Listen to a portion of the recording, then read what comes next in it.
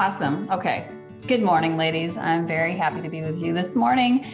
And I am, like Crystal said, this was a very casual group. So I have not officially prepared anything. I thought I would share a little bit of my journey with you, how I got to working with parents, and kind of the most prevalent challenges that I see with parents at this point. So I am the mom of five. My kids, I have a senior in high school, my only daughter, and then I have sons that are 19 and in college, 24, 29, and 35. And I grew up in Wisconsin, and I had my oldest son when I was 18, so just after my freshman year in college. And up until that point, I would tell you I had a very normal childhood. My mom was the homemaker. My dad was the provider. I had two younger brothers. I went to private school. My parents vacationed in Palm Springs twice annually. And it was very, it was a very calm, lovely, normal, if one can call it that, childhood. But when I came home and shared that I was pregnant with my parents, that obviously didn't go over well, and especially didn't go over well with my dad. So towards the end of my pregnancy, he let me know that he was very convinced that I would not be ready to be a mom at 18. And quite frankly, I loved babies and did a lot of babysitting, but I didn't have any idea. I don't care how old you are. I don't think you have any idea what motherhood's going to do to you. But bottom line, I was convinced that I was meant to be my child's mother. And every time I thought about giving him up for adoption, it was just, it broke my heart. So bottom line, just before I gave birth, I moved out of our family home and applied for welfare and lived on $360 a month plus food stamps. Determined to be a mom. I was with my son's father at the time. We stayed together the first couple of years of his life, but it was an abusive relationship, both verbally and physically. And I managed to extricate myself from that relationship. But of course, we still had to co-parent. And so that made for some challenges over the years. And I'm giving you kind of a high level because I go more in depth in this in the book. But so I move out on my own. I'm in this relationship. I'm learning to be a single mom. My mom was very supportive of me from day one, but she wouldn't go against my father. So she babysat for me when I needed.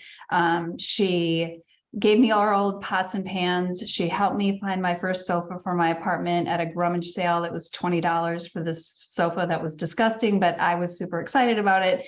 So she did most definitely emotionally and financially at times support me in the process of early motherhood.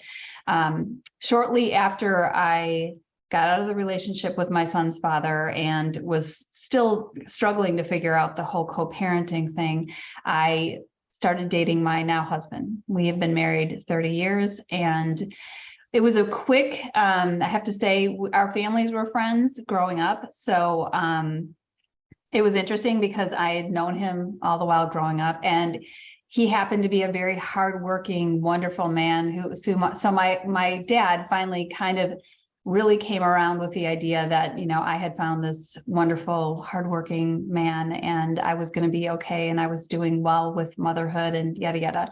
So Tom and I got married, and we had 4 other kids. And during that time period, I would say, and I'm going to go into my oldest son just a little bit more. All of my kids are wonderful, but this story will especially resonate with how I came to what I do now, because my son was going between 2 very different homes.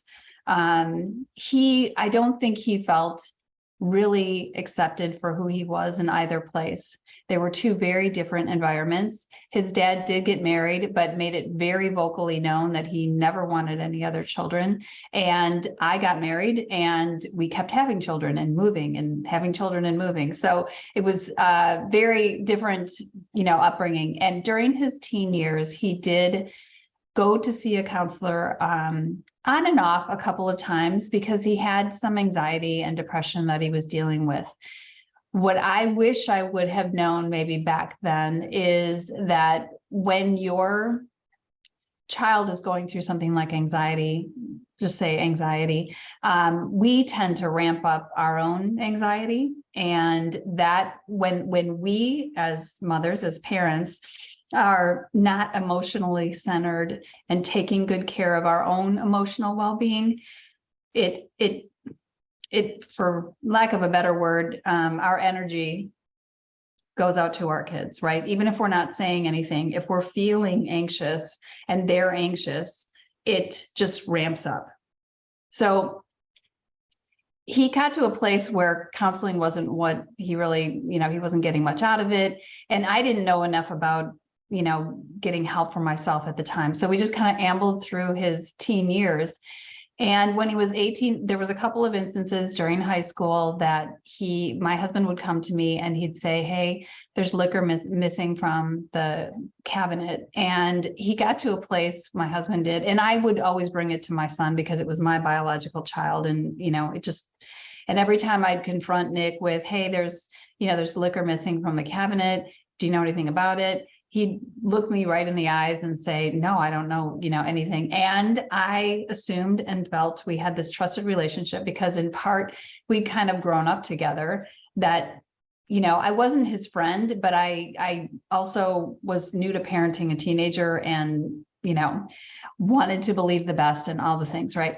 So finally, on his 18th birthday, this happened again. And my husband directly confronted my son, which ended up in a big, major argument. And my son deciding, I'm out of here. You guys have too many rules. I'm going to go live with my dad, which broke my heart. But I couldn't not have the rules we had in place. We had a curfew. I don't think we were out of line with anything. He wasn't really intending to go to college after high school.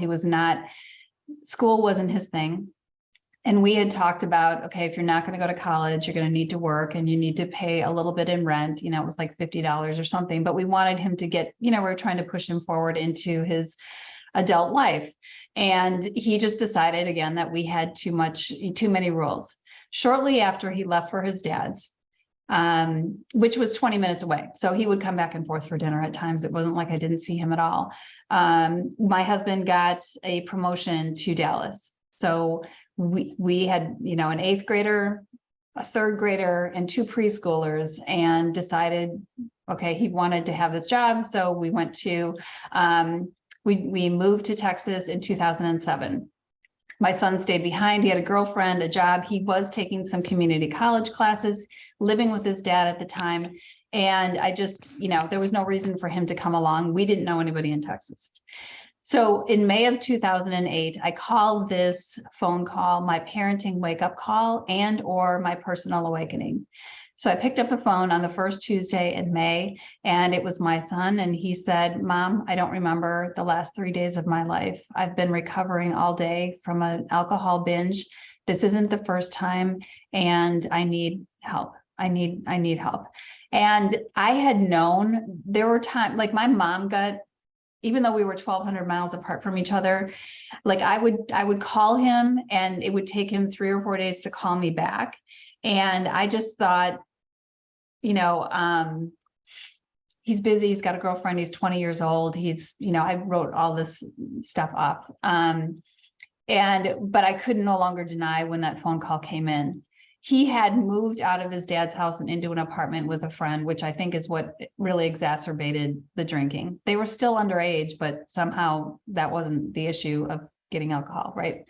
And to be honest, his dad had a major alcohol problem. And so his dad wasn't really of help to me in getting my son help long-term, because he would have to admit that he had a problem himself and he wasn't able to do that. So I worked against sometimes my son to try and get him help, and sometimes both, his dad and him.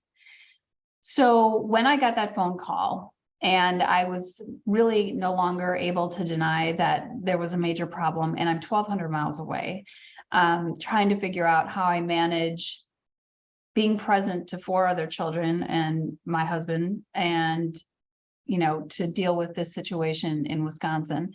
I ended up, I mean, through a series of events that I won't go into, he ended up with a DUI. He ended up in detox a number of times. I ended up on a whim once or twice flying to Wisconsin to take care of him, either put him in medical detox or bring him to treatment. So between May and November of 2008 was just a really challenging time. And finally in November, there was a point at which I was like, I got to go get this kid or he's not going to make it. So I flew up to Wisconsin without letting him know, showed up on the doorstep.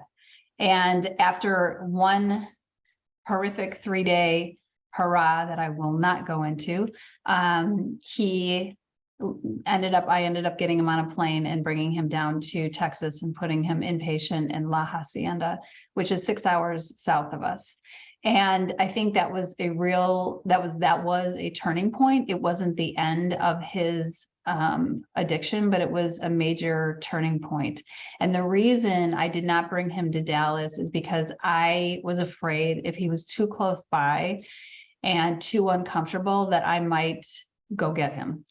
And so I wanted him to be far enough away. I needed him out of the state of Wisconsin. I needed him out of his environment for sure. And I prayed every day that he was in treatment that he would not go back, because he had a girlfriend and he had a job and, his whole life was there. But I knew if he went back to that environment, he would go right back into it. So fortunately, through treatment, he ended up deciding to go into sober living in Austin and broke up with his girlfriend, and he remains in Austin. He's married. He is at this point 12 years sober, and I'm skipping ahead a little bit, but he's 12 years sober. But parenting him through that really difficult time and I didn't know anybody who had this experience, right? I didn't know much about addiction myself. Fortunately, I didn't have that experience before, but I certainly learned along the way. And I think as parents, if you are struggling with something with your kids, be it a mental health issue, a substance issue, a behavioral issue, one of the things that I've always been very good at is educating myself. If my kid's got a problem, somebody else has had this already, and I need to read up on it and really learn, because your anxiety level, while it won't go away, it will be minimized by educating yourself. So that's one piece of advice I would say that I have, done is really immerse myself in educating, whether it's OCD, because I have that in one of my kids' lives, and anxiety, depression, whatever it is. Educate yourself as you go along.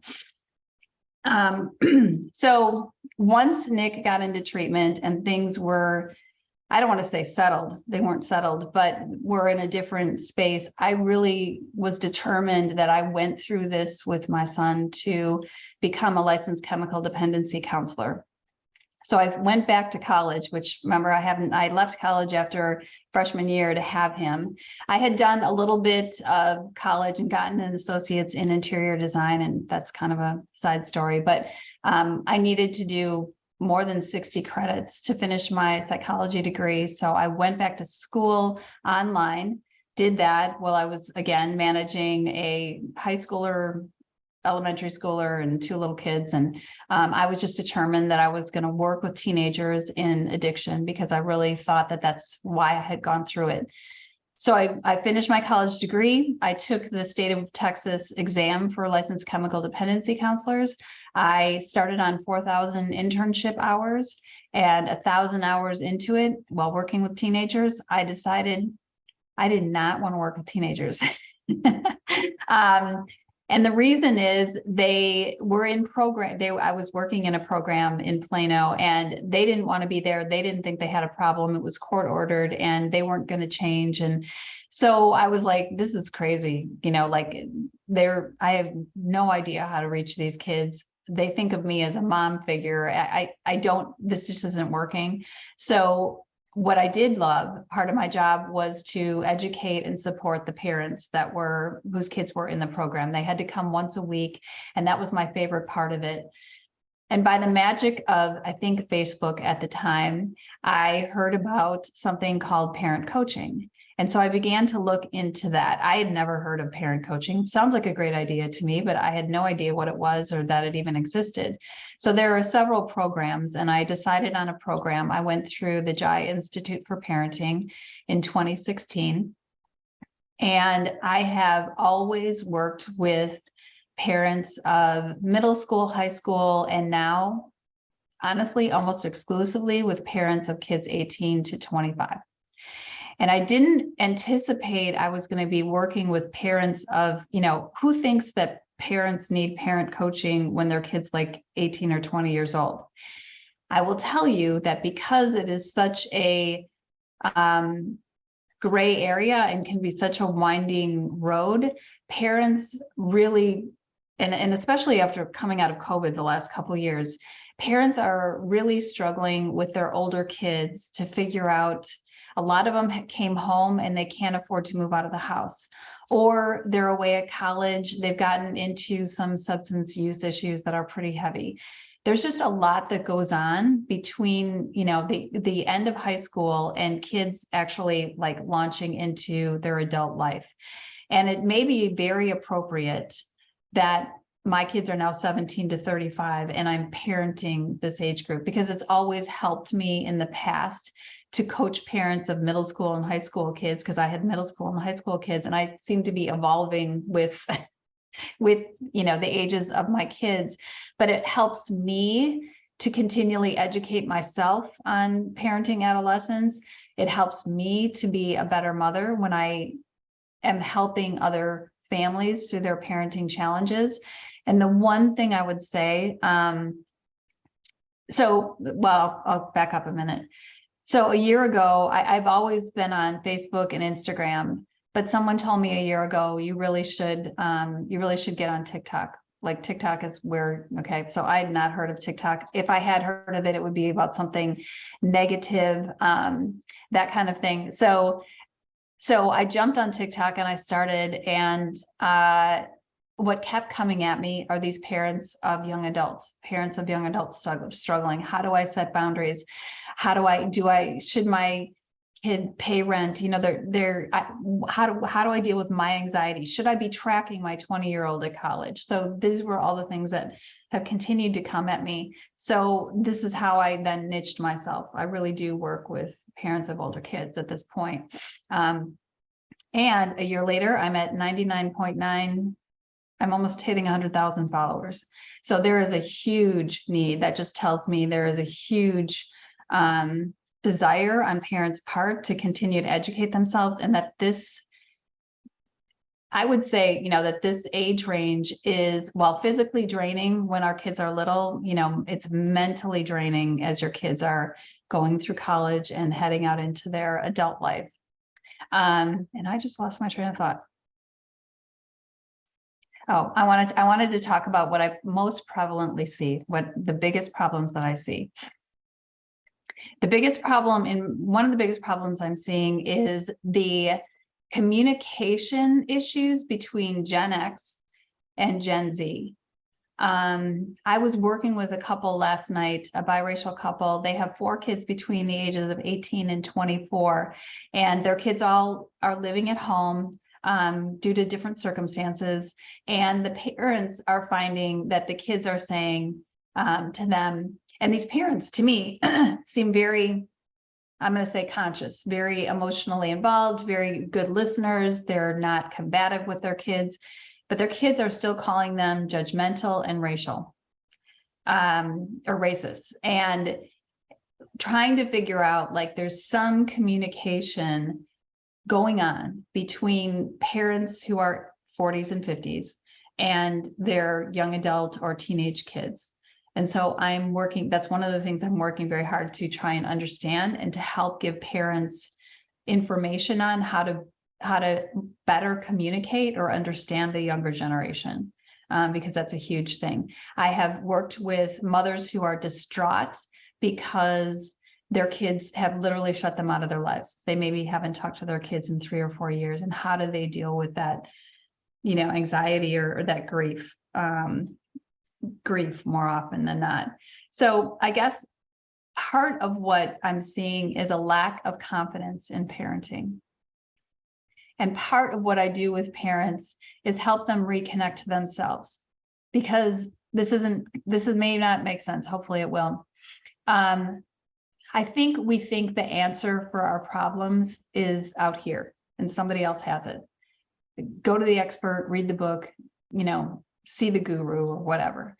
And while I am a parent coach and I do immerse myself in knowing the parent-adolescent relationship, my goal is to help the parent drown out the noise and get in touch with themselves so that they can be connected to their unique kids. We live in a culture that tells us what our kids should and need to be doing all the time and how they need to check the boxes. And it's exhausting. And every child is going to take a little bit different path. I can look at my own 5 kids and tell you that they're all on wildly diverse paths. Some went to college, some didn't. Some have high-paying jobs. One's going to be a priest. I mean, I couldn't have predicted what their paths were going to be. And we have this, as parents, we have expectations at times that we don't even know that we have. And then when our kids don't become, whether that's career or personality or sexual identity or orientation, when they don't fulfill that, we sometimes tend to get very negative or go through a grieving process. So I work with parents in that arena. I guess the one thing that I do want to say is we will invest all day long into our kids, into extra coaching, into SAT, ACT prep, into whatever tutoring or whatever thing that they might need. And we don't invest in ourselves. And to me, what parent coaching does is parents often come to me feeling like they don't have any control over the situation. And the way that they're approaching things, I can see why they feel that way. But we have much more, and I don't want to use the word control, because I don't mean it to be like I'm here, you're here kind of control, but we have much more ability to lead our families when we are well taken care of. I believe that mothers are the emotional barometers in the family. And when we are working on ourselves and we invest in ourselves, it ripples out to everybody else in the family. I've seen it in my own family. I've seen it in the coaching that I've done. And I truly believe motherhood is not given nearly enough credit, and women and moms don't give themselves enough deserving credit for the important role that we play in our kids' lives. I don't think there's anything more important than parenting. And in particular, obviously I'm biased because I'm a mom, but to be a mother. Our kids, when people say, this kid didn't come with a manual, or there's no manual for us to look at, you are the manual on which your grandchildren will be raised. And I don't say that to you to like freak you out, like, oh my God, I've messed up, or I've got to be the perfect parent. It's just, I want you to understand that we write on the future generation with how we raise our own children. So if you maybe didn't have the best example, or maybe you've got your own healing to do from some things that you went through in childhood, I certainly had my share, right? I think my parents did the best they could with what they knew and what they had, and they're based on their own life experience. I believe if my kids have kids, they will also improve on what I did. But for us to be conscious and invest into the relationships in our family is so important. If there's one thing that we learned in COVID, I think it's that the relationships that we have, there's nothing more important than the connection that we're building within our families. And sometimes making that, investment of time and energy into your parenting could be the one thing that, shifts not only your current situation, but when you think about it, that for your kids as well.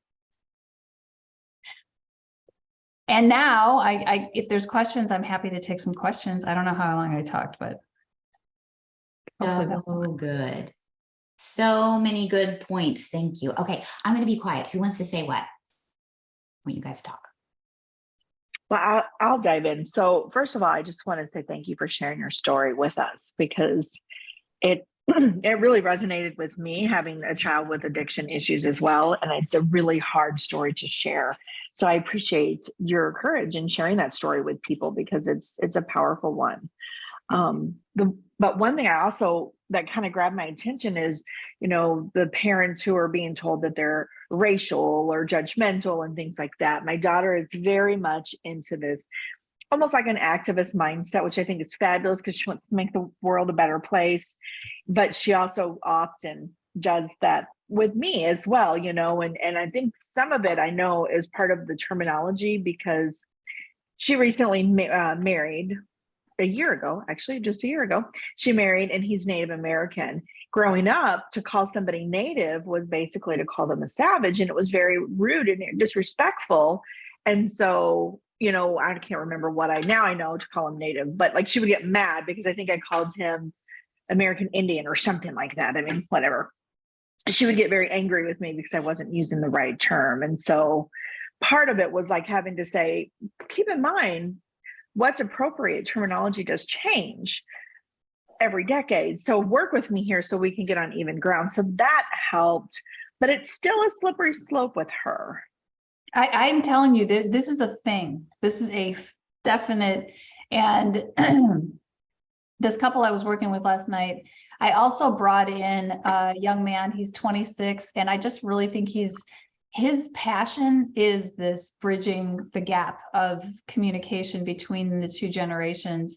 And he did such a phenomenal job. Like I brought him into the conversation, and I was like, we got so much further because you were here, because he shared his journey of how, in part, these young people, what's happening is they're angry and upset about the world that they're being handed. They're unhappy, and I don't think any of us can, disagree with that. But they're taking it out on the safe, consistent space in their lives because they feel so frustrated that they can't make change. They're not old enough. They're not, and people are just diminish their intelligence or their ability to create change, and they're frustrated and angry, and it's coming out in part at their parents because their parents are convenient, and or we're parents. We make mistakes. We maybe have made mistakes over, but there's definitely a language thing as well. Parents who say, we're just going to have to agree to disagree. That will set a Gen Z off. Oh, okay, that's good to know. Thank you. And I think, to me, that sounds like a perfectly acceptable, way to end a conversation if you're arguing about religion or politics or something like that, right? To say, we're just going to have to, agree to disagree. That will cause a tirade.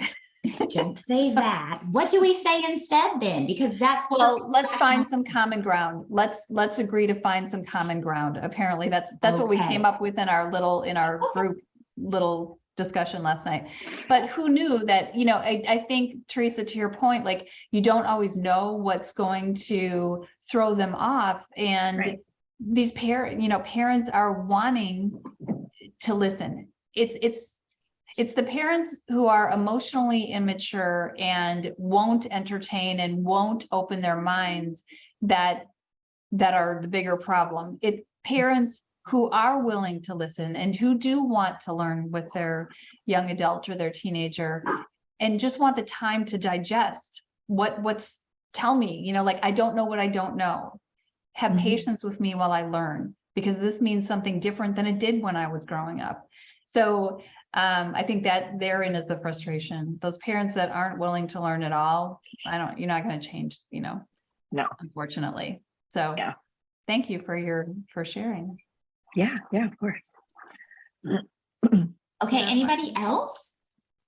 I see there's chat. Oh, that was probably just my random comments. Oh, I just said, yeah, I said yep to all of that, because I can so relate to so many of the things that you have said. I have a 15-year-old boy who's a freshman in high school who's just this sweet, sweet kid, getting a little more teenagery by the day, which is, is hard for me because he's my easygoing, happy-go-lucky guy.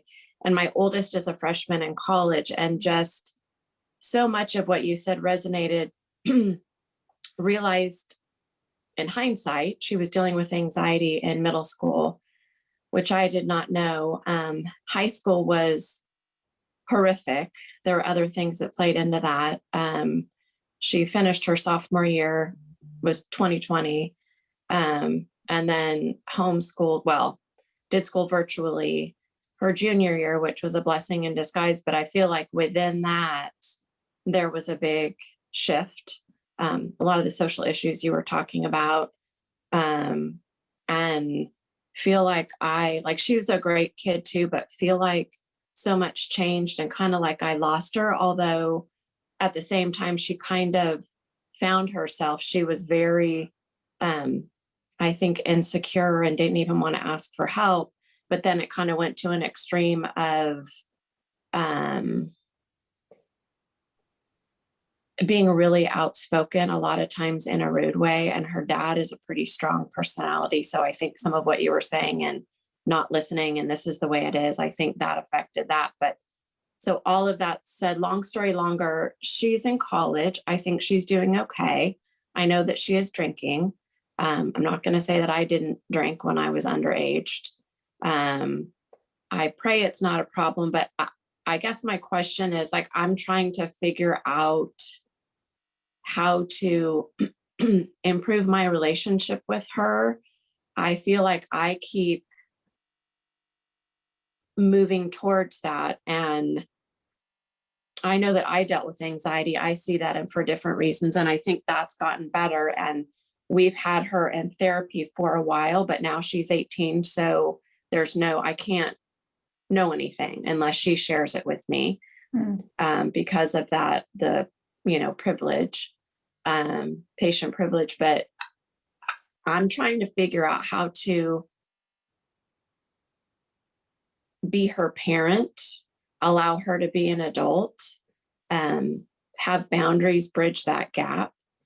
She's going to be coming home next week. Crystal knows I've asked about that too, but it's hard because I will try and talk to her and she's not I feel like there's stuff there that needs to be resolved, and she's not letting me in, despite the fact, I mean, I've asked to meet with her and the therapist, and after March, after graduation, after, and she's not allowing that. So and that's a tough spot. I mean, it's a tough spot to be in. I was just thinking about doing a TikTok on, how and I have to think this through because I don't have a magic bullet answer. I just really need to, but I know that a lot of parents have freshmen coming home from college next, or kids coming home from college in general. And I just did a workshop the other night on setting boundaries with your young adult, whether that's coming home for the holidays or if they happen to be living at home and you're struggling with that. But boundaries and the thing about it is, I think when I say setting boundaries with our kids, it means around their behavior. And in part, I'm meaning as parents, we need to set boundaries for ourselves at times on what we're going to participate in and how we're going to be treated, because how do I explain this? A lot of times it's hard to move from that parenting a teenager into parenting a young adult, especially if they're away for a bit and then they come back and it's like, okay, because she's clearly had her freedom, while she's gone, and what can we expect, and what do we want to put in as a non-negotiable? How much do we want to push this? What's acceptable? So that's a lot of what I deal with, Gina. But in terms of your question of like, how do I help, how do I get closer to my daughter? And if there's things that need to be said or worked through, how do I get that to happen? And I think the key word there is get, right? We can only be emotionally available and not intrusive, so be there, but not there, letting them know that we are available to hold space for their feelings, want to talk through if there's anything they want to talk through. I don't think that there is more, honestly. I wish there was some magic, 3-step process or answer that I could give you. I have been in that situation. I thought for sure I would be much closer to my 17-year-old daughter. And I typically don't talk, I'm very careful not to talk about her in social media. She has struggled with anxiety on and off. She came to me last December after a couple of years of not seeing a therapist and said, "Hey mom, can I go see her therapist?" And I was like, absolutely. So facilitate that. That happens. She goes every other week. She is a highly sensitive, emotionally, she takes on other people's emotions. And so I want to support her in any way I can with that. But that being said, I thought we'd be closer. And part of me is like, maybe it's just her age. When I think back to my mom and I got along fine with my mom when I was, except when she was grounding me, which happened quite a bit. But for the most part, we got along. I certainly got along better with my mom than I did with my dad.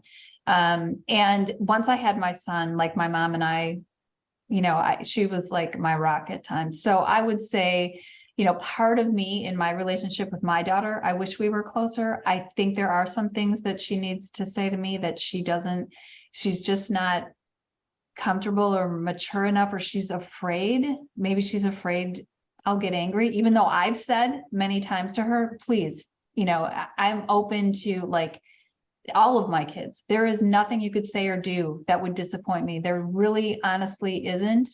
I understand that this is a process. You growing up, you're going to go off the rails at times. I'm not going to be happy, as in not disappointed, but it's going to hurt my heart because I don't want you to go through difficult things.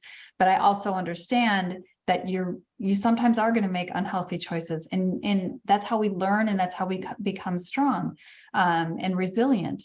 So all that is to say, Gina, I wish I had a magic answer for you in terms of how you get your daughter to feel more comfortable. I think that you provide the environment by being emotionally available and by working on your own. I meditate every day. I am very calm, even in really crisis-like situations. So all I can do is provide the environment for my daughter, or yours in your case, to feel safe and seen, and when she's ready, to be heard. Okay. Thank you. You're welcome. You're welcome. I don't know if this helps or whatever, and this is just for my experience. I'm not the expert, but I found that our generation, our parents were quick to give us advice. They still are constantly telling me what I need to do, and they're kind of crazy and old. But with my kids, I realize that they don't want advice unless they ask for it. And so as parents, we want to fix things and we want to take care of things. But I've had to really teach myself to say, do you want my advice or do you want to vent? How would you like me to respond to this conversation? Yeah. And that with my daughter has helped tremendously. My son, he always wants my advice and he really values that.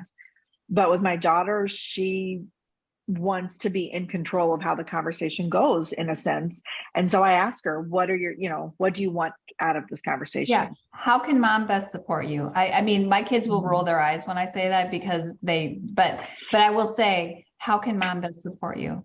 How can, and the first couple of times I asked, my kids were obviously younger and, they'd roll their eyes at me, or whatever. They didn't know the answer. They may not know. Your daughter's old enough that if you try that a couple of times, she's certainly, then capable of saying, you know what, mom, I just want you to listen.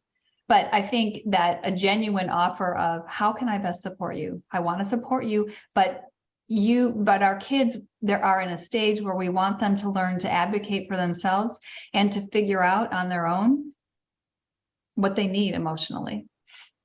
That is So a you're hard handing that question over. to answer. Oh, sorry, I didn't mean to cut you off. No. just when anybody asks you anything when you're going through a hard times, like, how can I support you? And you're like, I don't know. So just being there too, right? Just like you're saying, just being available Mhm. is so comforting to them. Yeah. So, and then my parents, it just makes me think of my parents, what Teresa was saying about how they were judgmental. My parents were and are uneducated, low income, you know, we just barely went to school with like, you know, and I hate saying stuff like this because I don't want them to feel shame over it because I had a great childhood, but like, you know, I had crazy clothes, and I was just saying the other day, I got bullied because of my hair and my clothes. Cause like, I'm like, maybe I brushed my hair. I know. So, but they never judged me. They never, like when I became an adult, they never had any agendas for me, any expectations as far as like, we want you to do this or that. And that was so great. They just kind of sat back, and my dad was, yeah, like, we'll just see what happens. I'm excited to see like what you figure out and what you do. That was really nice to have no expectations from them, good or bad, whatever. So anyway, and then, so can I ask a question? We're like, I mean, we could probably talk for hours. This is so such We good could, and stuff, but I just want to tell you, I have a mom's group on Fridays, and this is about what it looks like. So it's the women from all over the country, and awesome. they come with their issues, and some of them come just to listen and hear what's going on and offer their support. But anyway, I love this because this is basically what it is. Yay, good. Can you put in the chat then like some sort of link or something for us to Yeah. immediately find it? And then you guys like open up the chat and you can click on it if you're interested. And then I can email it to you as well too. But I do have one question, if I can jump in real quickly, is so when do we know? When is it time to release? When is it time to stop parenting? Because I feel like my in-laws who are in their 70s still try to tell my husband, who is 53, what to do, especially his father. And I have to admit, it pisses me off when he speaks to my husband as if he were still a child. When do you cut it off? I mean, it's way beyond it at that point, but. Okay, so your parents or your in-laws still parent part of that comes from. My father-in-law tries to. Okay. I really do think, again, there's generational. I think we are in a major parenting shift. And I think our generation, Gen X, is caught in the middle of what children are seen and not heard, to wanting to validate our kids' emotions. And when does that end? Ideally, the brain is fully formed in the mid-20s, right? I think that one would say when kids are financially on their own. But it's such a murky gray area. But I would say too that I have always wanted to have a mutually respectful relationship with my kids. I will give them choice in their lives. And even my daughter, you know, like there's very few rules at our house because I just assume and expect. It's part of it is me. I just assume and expect that she is, she handles her school. She handles, you know, she's done her college applications. Her dad does the FAFSA thing with her. That's like not my thing. But for me, it's like shifting into parenting with our kids most definitely happens during the teen and especially the young adult years. And I mean, once your kid is married, you're not parenting them in a way that, you know, and part of that is your husband setting that boundary, right? You can't do much about that. I mean, it can irritate and trigger you to no end, but that's something that's not yours to carry. That's very true. That's up to him. Say stop. So maybe when he says stop, he'll stop. Yeah, I mean that, you know, that's a boundary that needs to be, you know, put into place by him. Darla's laughing. Yeah, Oh, maybe I think she he just, understands. my husband just like, ugh, crazy old man, and ignores him and just like lets it and doesn't say anything. But I would say, you know, that's another thing too. What's mine? When you're looking at a situation with your kids, a lot of times parents will tell me about the situation and that's more about your anxiety and your feelings than it is about your kids. So let's learn to figure out what's mine to work through and work on and what is not mine. Mhm. And I would say in this situation, it can trigger you, it can make you angry, but it's not yours. So Yes. release it. Yes. And then that's true though. So our brains are still developing until we're about 25. So that's kind of maybe a good sort of, and every relationship is different, but your brain, even at 24, I mean, I think especially males, I mean, they're still like crazy and making bad decisions. Yeah. So And I it's think probably still why- good to kind of like carry them along a little bit if you can, even. well, and I think the reason that and in terms of setting boundaries, Gina, back to you just for a second. I think every family, that's why I like to work individually with families, because every family circumstance is a little bit different. And especially when we get into these young adult years, and what is your family's circumstance, and what are the values you're trying to instill? Where's that kid at? You know, I can't, for me to say a blanket, here's the boundaries you need to set for your 22-year-old living at home. It's again, parents here, I'm gonna end with this. Are we helping? Are we enabling? Helping is when we do something for someone else that they cannot do for themselves. It is occasional and is often reciprocated. Enabling is when we do something for someone else that they can and should be doing for themselves. It's a pattern, and we begin to feel resentful because of it. Perfect. That's the perfect thing to end on. Yes, I love that message. Ladies, thank you. I'd love to Ooh.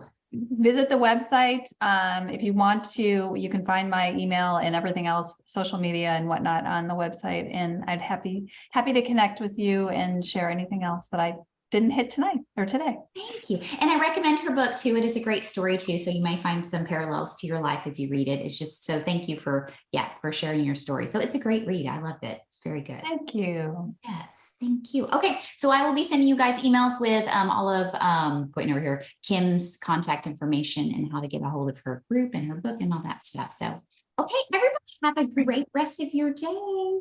Thank you, guys. Have a great day. Thank